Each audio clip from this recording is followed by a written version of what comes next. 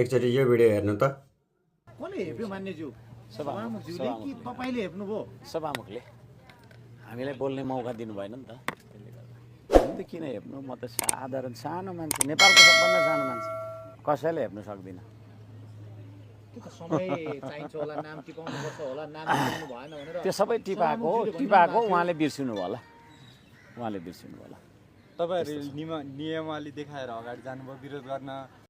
हर्क साम्पाङज्यू, टिपाएर बिर्सिने भन्ने हुँदैन क्या, टिपेर दिमागमा टिप्ने भन्ने हुँदैन, त्यहाँ सिस्टममा टिप्ने हुन्छ।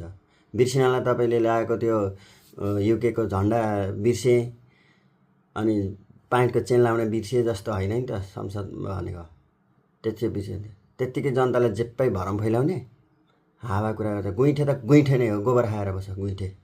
तिमीलाई पाता कि बुढा जेप्पै बोले जनतालाई उल्लु बनाखा भत्ता 50 छ, काम छैन तिम्रो, यही हो तिम्रो। के भनेर जिताएको जनता? अहिलेसम्म जनताको लागि के माग्यौ तिमीले? आफ्नै बोल्न पाएन।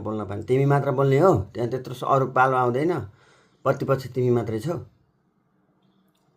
अहिले त 3 सिट पायो बुढा, अर्कोचोटि एक पनि तिमी आफै फुस्किने भयो यो पाराले त। काम छैन तिम्रो।